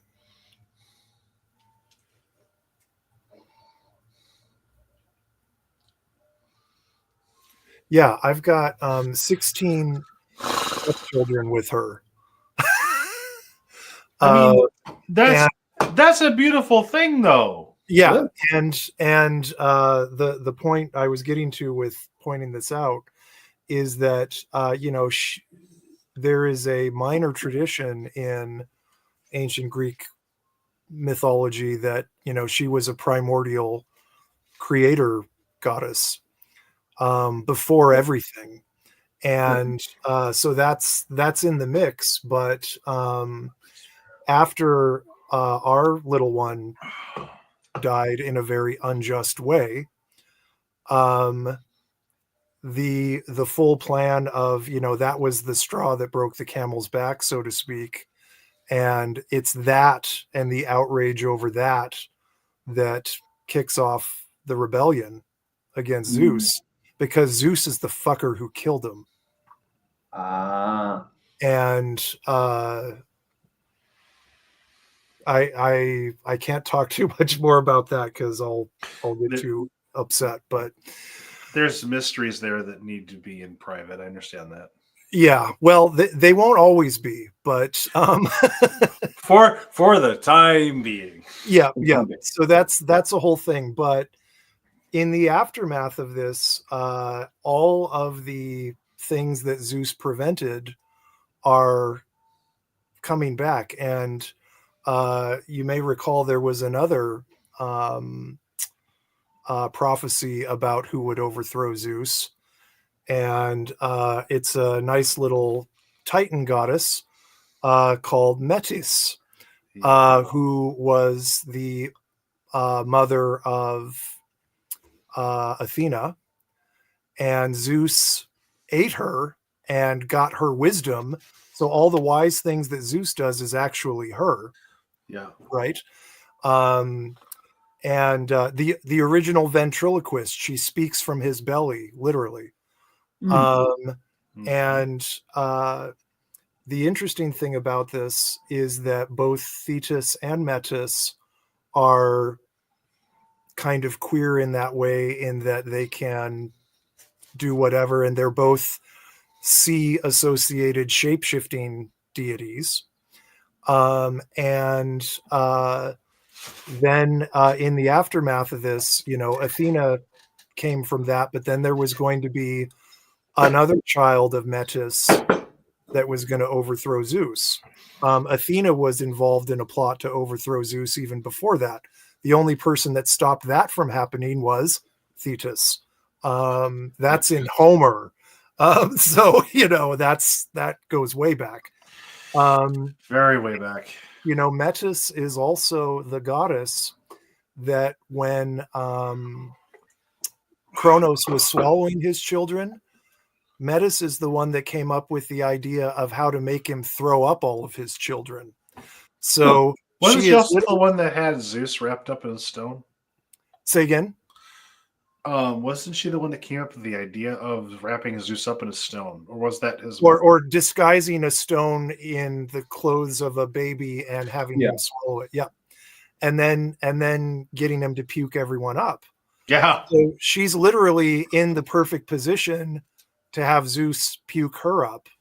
Yeah. And when the puking commences and Zeus is then deprived of his wisdom, she's going to have a little conference with Thetis, and they are going to give birth to the next one that will do it all. And they already have. And that kid is a real interesting kid and is one of the stepkids, What I find interesting about this mythological cycle is it's never the current, could Demeter rule? Of course it's within her capacity. Yeah. But it's not hers. Yeah. Could Thetis rule? Of course, but it's not hers. There's this understanding of appropriateness with a lot of these myths that I think people miss. It's it's not that these people are grasping for power, it's that they need the right person to have power. Right. Yeah. And one of the things that's real interesting about this new kid on the block, so to speak, definitely not a boy band though, is they refuse to rule because they know what their job is. And their job is to put it into the hands of people who are just. And that's not Zeus and his brothers. That's interesting. That's also an interesting tie-in to, and granted, this is far from my area, but my understanding is that Dionysus was the intended heir of Olympus, right? The intended heir of Zeus, and that he refused the throne. Specifically. That isn't entirely clear. Okay.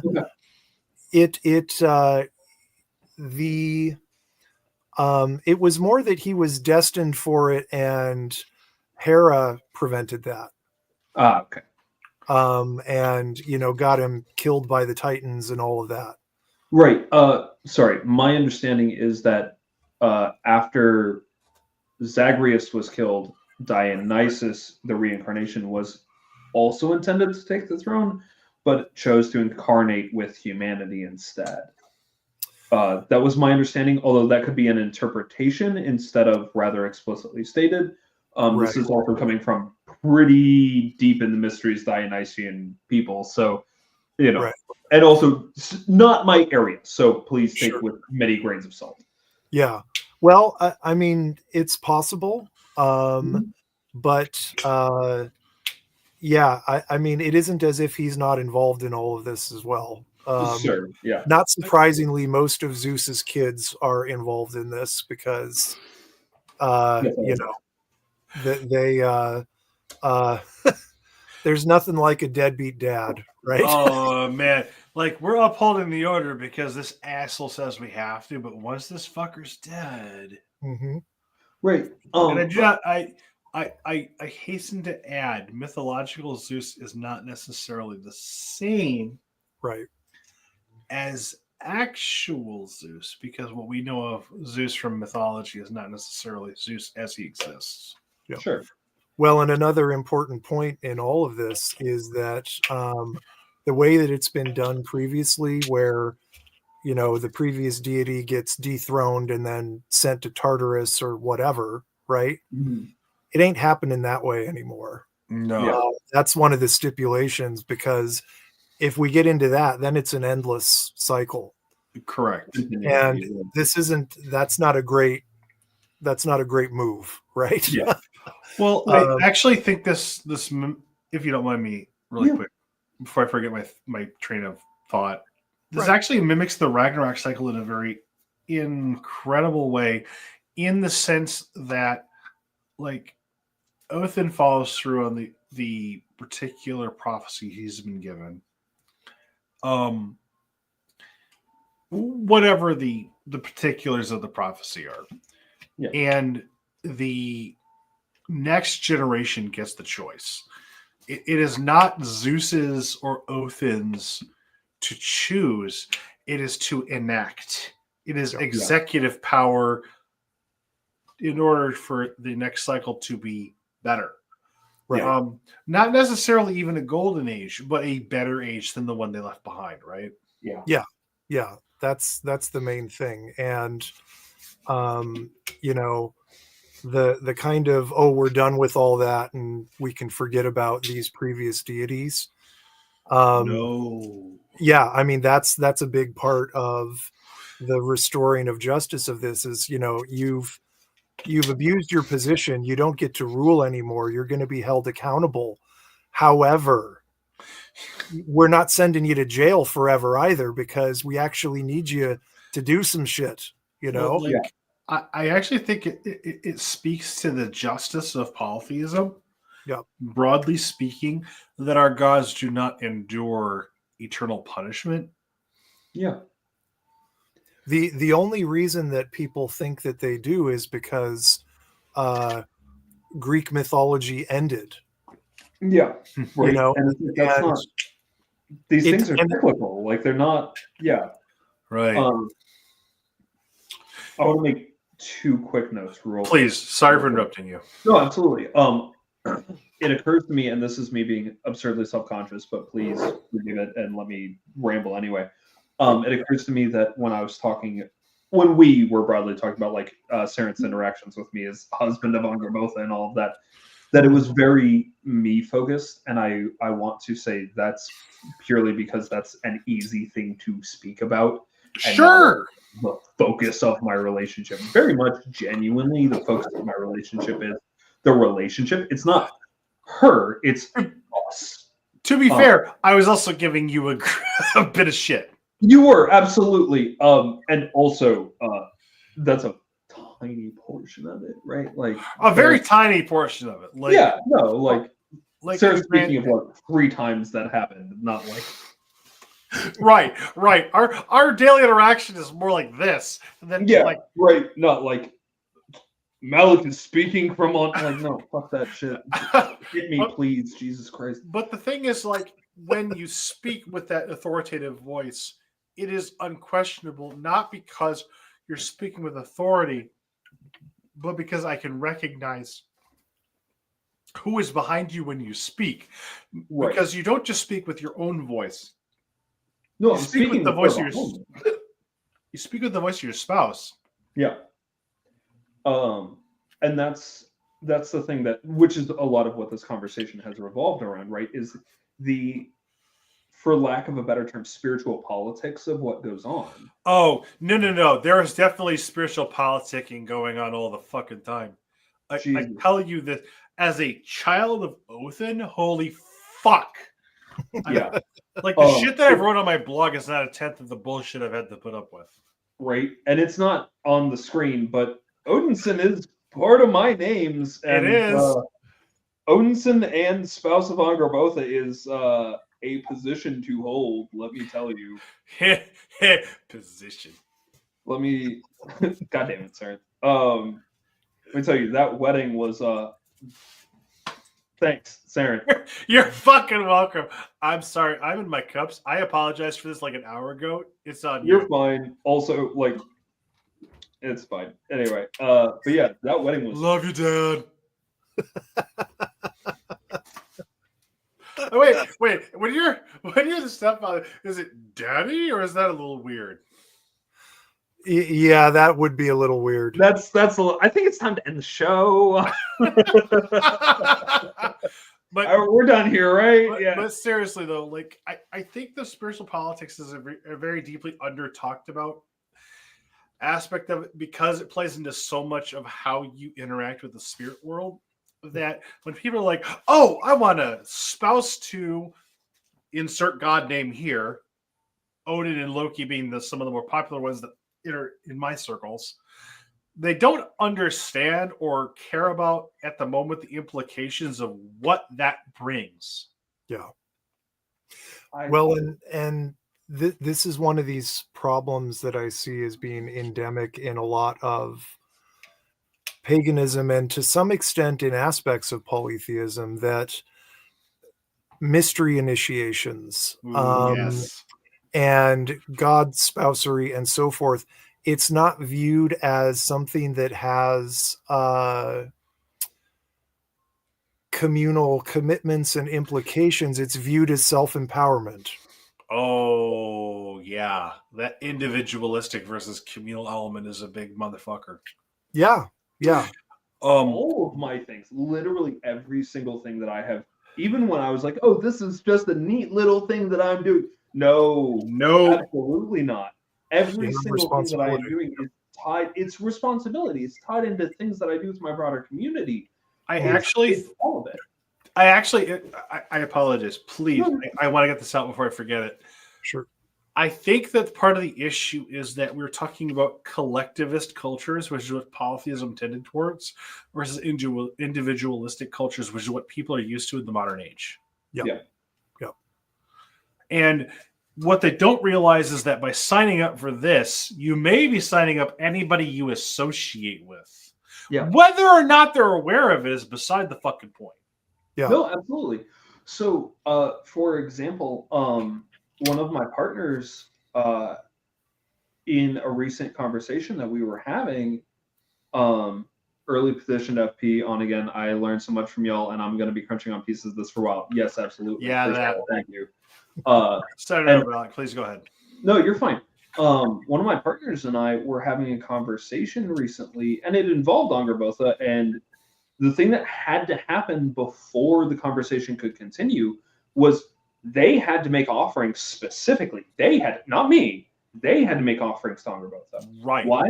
Because it wasn't a, I am better. No, it was a, I am a goddess and you will recognize that. This is what I do, not I'm better than you.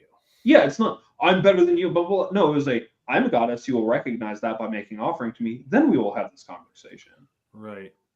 There is a respect due here, and that is part and parcel of every relationship with me. Right. I am married to Angerbotha.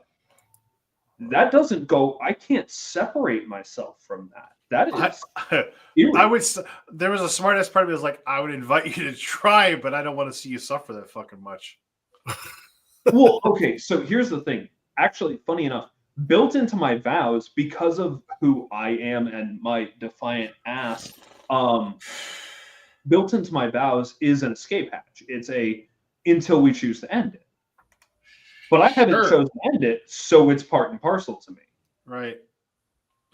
And I mean, the thing about that also interests me as somebody who believes that time is more cyclical than nonlinear is that whether in a point in time you choose, you are eternally in this now where you are betrothed. And if there is a reality where you choose to no longer be betrothed, there is a reality where you're no longer betrothed. And at that point where those intersect is liminality. Mm-hmm. And so you are, but you are not. You are, but you are not is a very interesting place to be.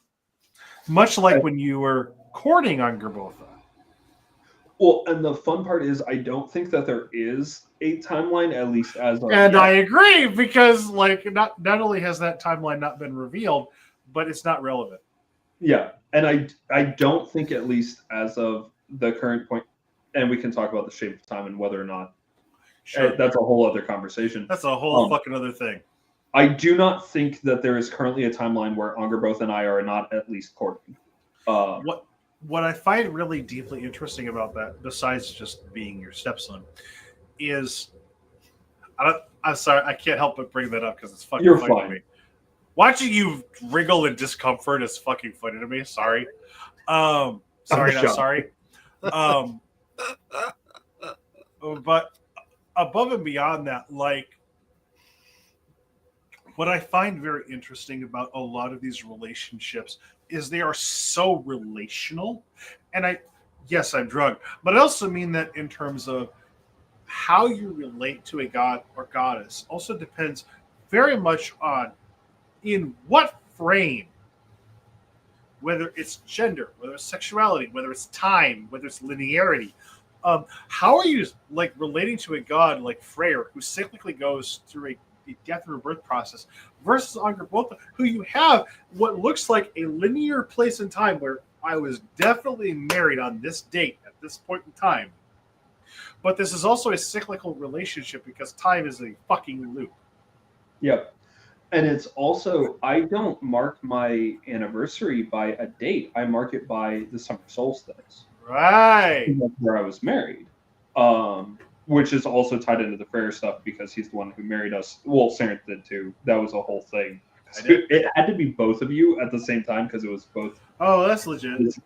It was physical and spiritual at the same time. That was a thing where I was like holding the antlers and going like, whoop. Yep. Okay. I'm not at all shocked that your memory is very fuzzy because you get that way when you're in that zone. Yeah. But that's a whole other. Also, you're kind of drunk. I'm drunk. ADHD is a bitch, and also transpossession is a motherfucker. Yeah. All right, folks. I don't mean to cut us short, but we are over 2 hours. This was great. Let's have you back on again. Absolutely. That. Also, if you're not on our Discord, remind me or let me remind Sarenth, and he can shoot you an invite. Join our Discord. If you're not on Discord, you should be. I would love to, but I can't get Discord to work for some reason on this computer, so I don't know what the deal is. We'll figure something out. Okay. We will have you on next time. We'll figure that out. I was going to say, anyone who wants to, please join us in the after party. Because that's the thing we also do. We end up talking until like 2 a.m. Oh, yeah. Like, I'm going to take a bathroom break and then I'll be online all night. Yep. Also, really quick, before we forget and before we move on, time is soup in a circle and folds on itself. I imagine it's like being taffy pulled. You know what? Like, honestly, the best interaction I've had with explaining time to somebody was a mental patient that I worked with, where I explained what a Mobius strip was. Yeah. And that motherfucker was silent for a week. Like, and he talked all the time. And I had coworkers walking up to me like, what did you say to this motherfucker? He hasn't talked. And I'm like, look, I just explained the concept of a Mobius strip to him, and he's been writing the whole fucking week. I don't know what to tell you. But, like, when people are like, oh, man, these mental patients don't know what they're talking about. No. They're crazy. That's stupid. Like, the mental processes don't stop. They just may not arrive at the same station as the rest of us.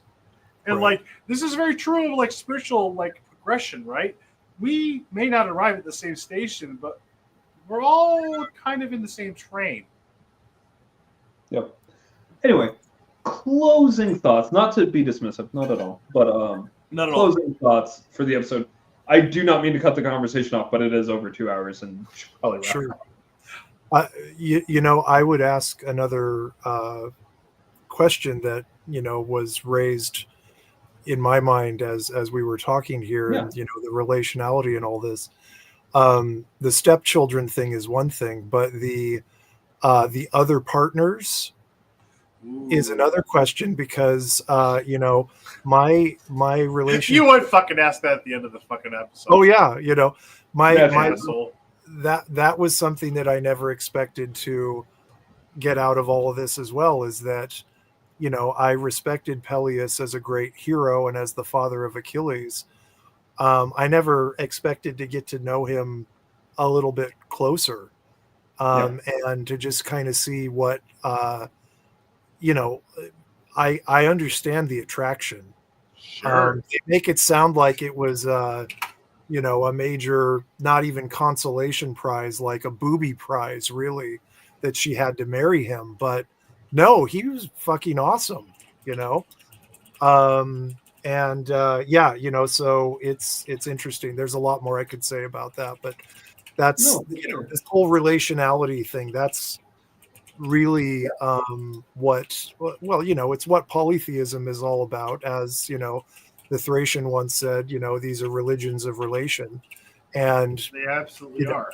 nothing more illustrates that than God spousery. So yeah.